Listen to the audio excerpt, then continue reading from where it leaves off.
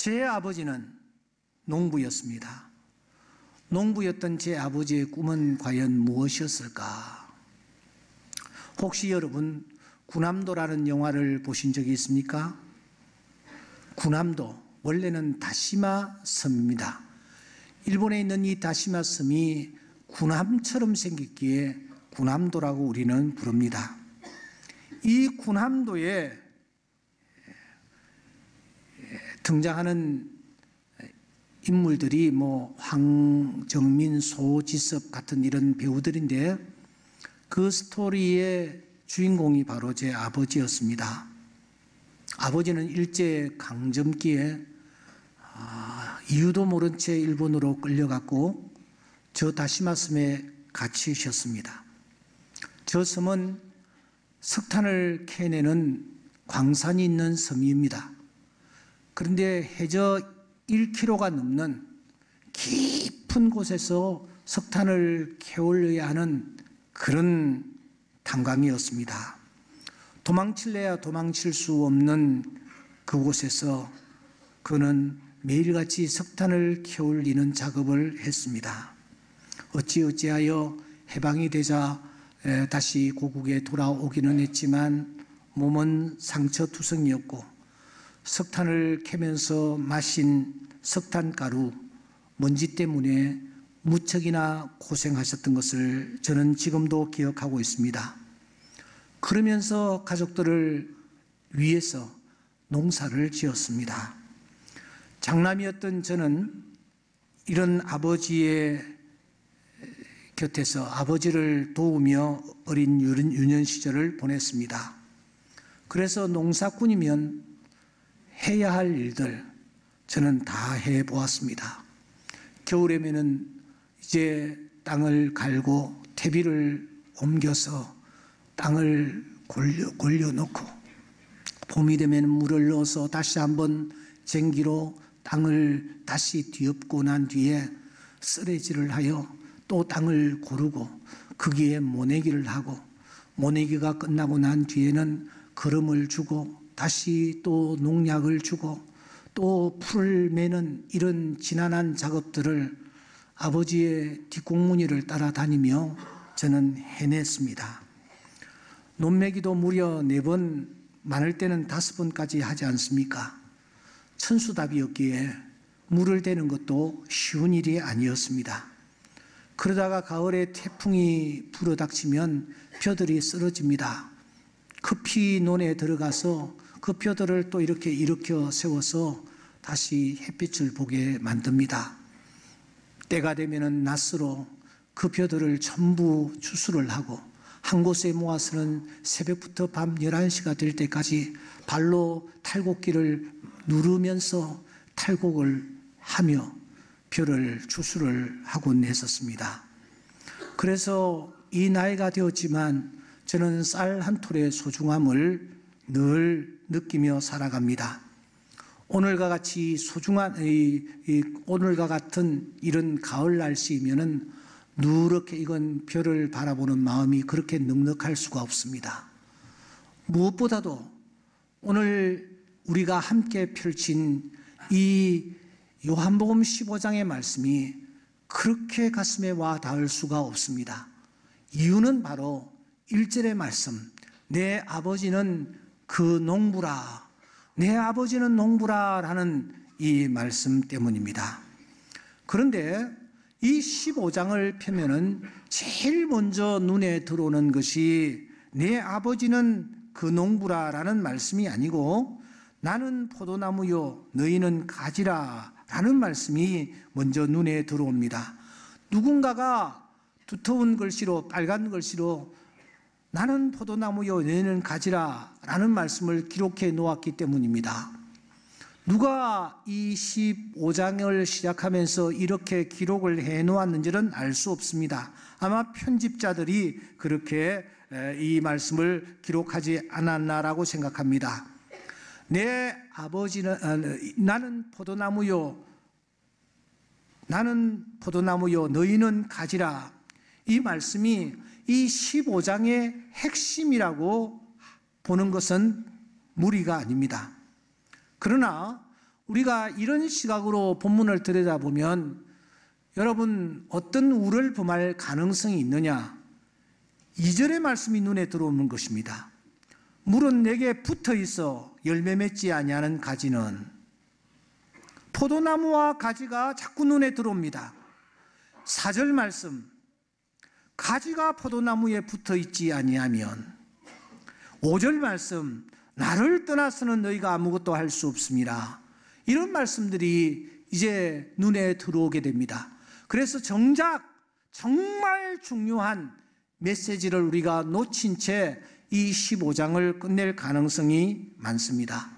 여러분, 오늘 이 15장의 핵심은 포도나무도 아니고 그렇다고 해서 가지도 아닙니다. 이 15장의 핵심은 주인공이 따로 있습니다. 그것은 바로 1절에 등장하고 있는 내 아버지입니다. 나는 참 포도나무요, 내 아버지는 농부라. 예수님께서 왜 이 말씀을 하시면서 자기를 포도나무에다 비유했을까요? 이스라엘 나라에도 우리가 잘 아는 백향목이라든지 종려나무라든지 이런 나무들이 많이 있지 않습니까? 그런데 하필이면 왜 포도나무일까요? 한 걸음 더 나아가서 왜 하늘 아버지를 농부라고 표현을 했을까요? 많은 직종들이 있잖아요. 많은 일들이 있잖아요. 많은 아버지들이 있잖아요. 그런데 왜 하필이면 아버지를 농부에다가 비유를 했을까 하는 것입니다. 이 사실을 우리가 놓쳐버린다면 주님께서 지금 말씀하시려는 말씀의 핵심을 놓쳐버리고 맙니다. 사랑하는 여러분, 왜 예수님이 자기를 포도나무에다 비유하셨을까요? 포도나무 아시잖아요. 이 나무축에도 들어가지 아니하는, 나무라고 할 수 없는 그런 유형의 나무가 포도나무입니다. 왜 하나님을 농부라고 표현을 했을까요? 이스라엘 땅은 아주 비옥하지 못한 땅입니다. 지금은 그래도 저 갈릴리 바다에서 물을 끌어다가 전국에 수로를 만들어서 땅들을 무척 비옥하게 하고 있습니다만, 예수님 당시만 하여도 이스라엘 땅 대부분은 황무지와 다를 바가 없었습니다. 그 황무지와 같은 땅에 제일 잘 되는 농사가 이 포도 농사였습니다. 그래서 황무지를 개간하고서는 그 황무지에다가 포도 묘목을 옮겨 심는 것입니다. 포도 묘목을 옮겨 심는 것으로 여러분 모든 것이 다 끝납니까? 여기에 포도 농사 하시는 분들 계십니다. 아마 하실 말씀들이 참 많으실 거예요. 그냥 포도나무가 절로 자라고 열매를 맺는 것이 결코 아닙니다. 가지를 잘라주어야 하고, 물을 갖다 공급해야 하고, 해충을 잡아주어야 하고, 비료를 뿌려야 하고, 또 지렛대를 이용하여 포도나무가 이렇게 자랄 수 있도록 받침대 역할을 하는 나무들을 갖다 또 꽂아 주어야 합니다. 이 모든 일들을 여러분 누가 행하고 있느냐? 농부가 행하고 있는 것입니다. 뿐만 아니라 이 포도원이 좀 어느 정도 자라되면, 포도 열매를 맺게 되면 여우란 놈이 계속하여 포도원을 침범을 합니다. 그래서 이 여우를 쫓아내 주어야 합니다. 아가서 2장 15절에 보면은 포도원을 허는 작은 여우를 잡으라, 이런 말씀이 있습니다. 포도원을 잘 관리하고 또 여우를 잡기 위해서는 높은 망대를 또 세워야 합니다. 이사야서 5장 2절에 보면은 땅을 파서 돌을 제하고 극상품 포도나무를 심었도다. 그 중에 망대를 세웠고, 망대를 세워서 이 포도원을 감시하고 관리하는 것입니다. 이 모든 일들을 누가 하는가? 바로 농부가 하는 것입니다. 그런데 주님께서는 내 아버지는 그 농부라. 주님은 자기 자신을 전혀 드러내지를 않습니다. 나는 나무로 칠 수 있는 가치에도 들어가지 못하는 포도나무에 불과하다. 내 아버지는 그 농부다. 하늘 아버지 되시는 그분께서 하늘에 있던 극상품 포도나무를 뽑아서 이 땅에 낮고 척박하기 그지없는 이 땅에 심으셨습니다. 더럽기가 한량없는 우리 하나하나를 베어서 바로 이 포도나무에 접붙이는 작업을 하셨습니다. 진리의 비료를 끊임없이 공급해 주셨습니다. 더 나아가 쉼없이 생수를 또 공급해 주었습니다. 불꽃 같은 눈으로 우리를 지키셨습니다. 그야말로 졸지도 아니하고 주무시지도 아니하시면서 포도나무를 돌보셨습니다. 주님은 지금 자기를 전혀 드러내지 않습니다. 하늘 농부이신 하나님을 높이 드러내고 있는 것입니다. 이 하늘 농부의 꿈이 무엇일까요? 포도나무 가지에 대해서 어떤 소원을 가지고 계실까요? 2절에 포도나무에 붙어 있기를 원한다. 이게 하늘 농부의 꿈입니다. 다시 2절을 보시면 그 가지가 깨끗한 가지가 되는 것. 4절에 보시면 포도나무와 하나가 되는 것. 이것이 하늘 농부의 꿈이며 하늘 농부의 소원이라고 우리에게 말씀합니다. 그렇습니다. 이 세 가지가 하늘 농부의 소원입니다. 포도나무에 계속 붙어 있는 것, 가지가 깨끗한 가지가 되는 것, 포도나무와 하나가 되는 것. 우리가 포도나무이신 주님과 붙어 있기를 하나님은 원하고 계십니다. 우리는 깨끗한 가지가 되어가는 것, 이것을 하나님께서 원하고 계십니다. 더 나아가 하나님과 하나가 되는 것, 우리 하나님의 소원인 줄 믿습니다. 그런데 그 하늘 농부의 가장 큰 소원, 더 큰 소원, 더 큰 꿈이 있습니다. 여러분, 그게 도대체 무엇일까요? 오늘 성경은 우리로 하여금 시선을 다른 곳으로 돌립니다. 하늘 농부의 소원, 그 꿈이 무엇인지를 우리에게 알려주고 있단 말입니다. 15장 1절에 보시면, 앞을 보시면 다 같이 읽겠습니다. 시작. 무릇 열매를 맺는 가지는 더 열매를 맺게 하려 하여. 열매를 맺는 가지가 더 열매를 맺는 것. 15장 5절에 보시면 내 안에 내가 그 안에 거하면 사람이 모여 열매를 많이 맺나니, 열매를 많이 맺기를 그분이 소원하고 계시다라는 것입니다. 심지어 8절에 보면은 너희가 열매를 많이 맺으면 내 아버지께서 영광을 받으실 것이요 너희는 내 제자가 되리라. 이것이 하늘 농부의 소원입니다. 하나님께서 하늘에 있는 극상품 포도나무를 뽑아 이 땅에 심으실 때의 소원이 있었습니다. 하늘 농부이신 그분이 돌감람나무와 같은 우리를 베어서 극상품 포도나무에 접붙이실 때부터 소원을 가지고 계셨습니다. 그 소원이 무엇입니까? 열매를 많이 맺는 것.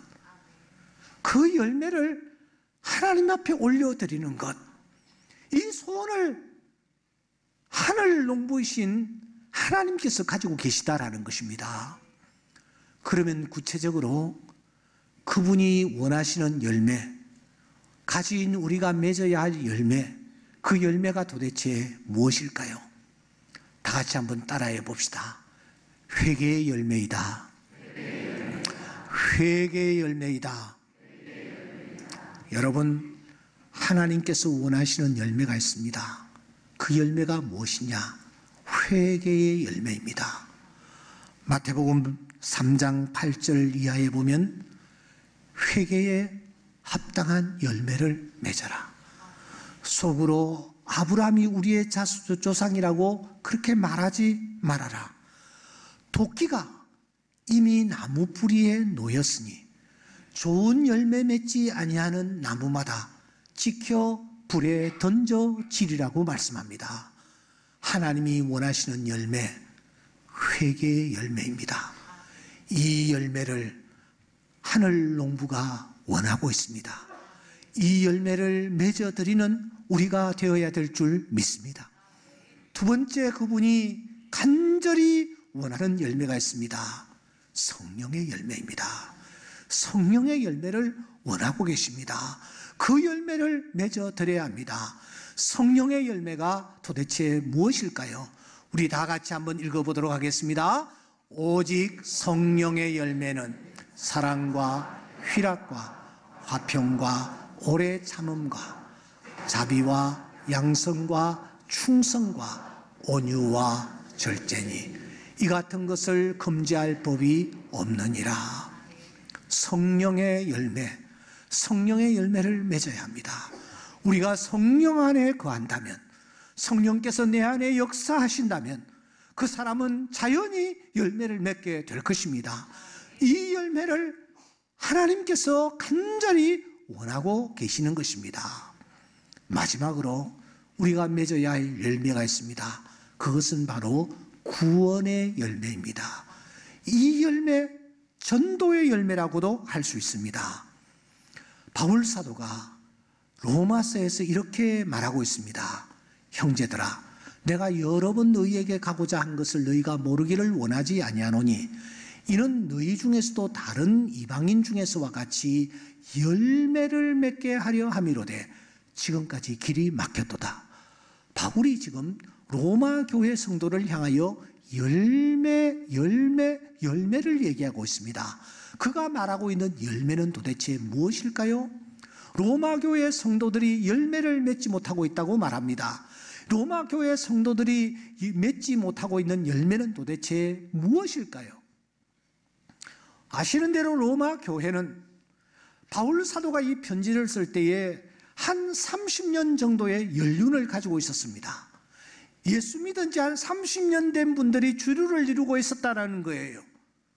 그런데 그 성도들을 향하여, 그 교회를 향하여 너희에게 열매가 없다라고 말하고 있습니다. 그래서 내가 직접 가기를 원하는데 자꾸 길이 막히는구나. 그래서 내가 편지를 쓴다. 이렇게 말하고 있습니다. 로마 교회 성도들이 맺지 아니한 열매가 도대체 무엇일까요? 바울 사도가 그렇게 염원하는 열매는 도대체 무엇일까요? 그것은 바로 전도의 열매였습니다. 로마 교회 성도들이 신앙생활을 오래 했습니다. 경건하게 살았는지도 모릅니다. 대단한 사람들이 그 교회에 모여 있었는지도 모르겠습니다. 그러나 그들에게 열매가 없었습니다. 복음을 전하여 죽어가는 영혼들을 구원하는 이 복음의 열매, 구원의 열매, 전도의 열매가 이 로마 교회 성도들에게 없었다라는 것입니다.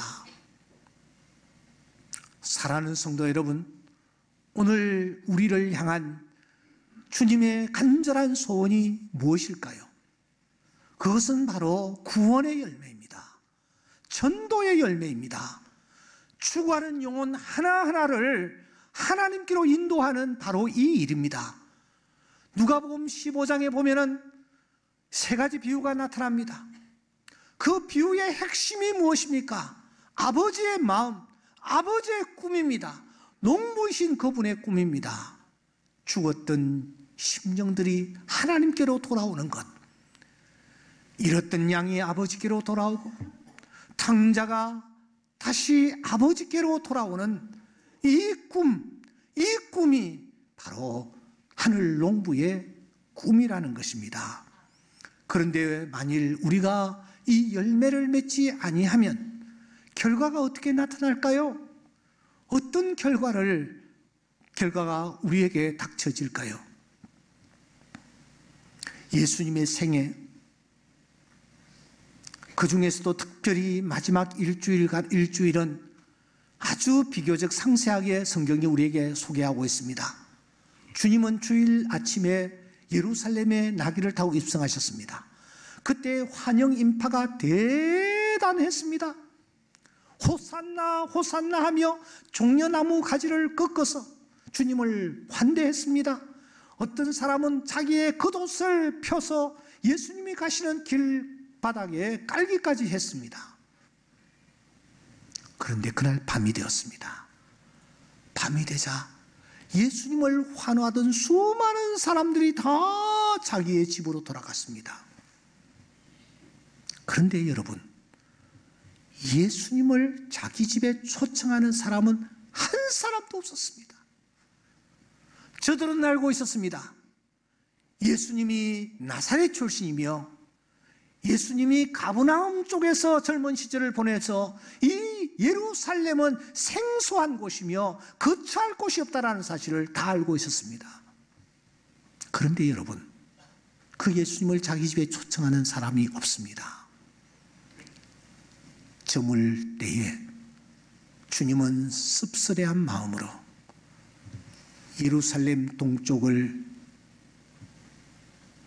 지나 기드론 골짜기를 넘어 겟셋마네 동산을 통과, 그리고 베단이라는 동네에 들어가셔서 유숙하십니다. 유숙하신 주님께서 아침에 다시 성으로 들어오십니다. 성경은 그때의 상황을 이렇게 소개하고 있습니다. 이른 아침에 성으로 들어오실 때에 시장하신지라.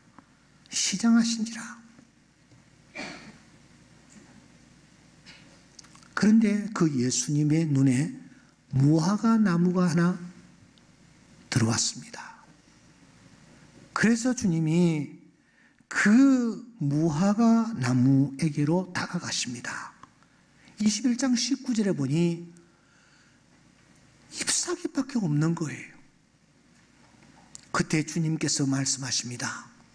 이제부터 영원토록 내가 열매를 맺지 못하리라 하시니 무화과 나무가 곧 마른지라고 했습니다. 주님께서 그 나무를 저주하신 것입니다. 한 해를 마무리하는 계절입니다. 나는 과연 이 가을에 우리 하나님 앞에 어떤 열매를 맺혀 드리고 있는가? 하늘 농부이신 그분이 땀을 흘려서 나에게 다가와 나에게 걸음을 주고 나의 해충을 다 제거하며 비바람을 막아주며 졸지도 아니하고 주무시지도 아니하시면서 나에게 사랑과 애정을 쏟으셨는데 나는 어떤 열매를 지금 맺고 있는가? 회개의 열매를, 더 나아가 성령의 열매를, 더 나아가 구원의 열매를 하나님 앞에 올려드리고 있는가? 우리 자신들을 돌아보아야 합니다. 주님이 말씀하십니다. 내게 붙어 있어 열매를 맺지 아니하는 가지는 아버지께서, 농부이신 아버지께서 그것을 제거해 버리신다고요. 제거해 버리신다고요. 불에 던져 사른다고요. 우리가 열매를 맺어야 할 이 계절에 자신들을 돌아보며 하늘 농부이신 그분이 나에게 소원하시는 그 꿈, 회개의 열매, 성령의 열매, 더 나아가 그분이 원하시는 구원의 열매를 맺어드리고 있는지 자신을 진지하게 돌아보는 귀한 시간 될 수 있기를 주의 이름으로 축원합니다.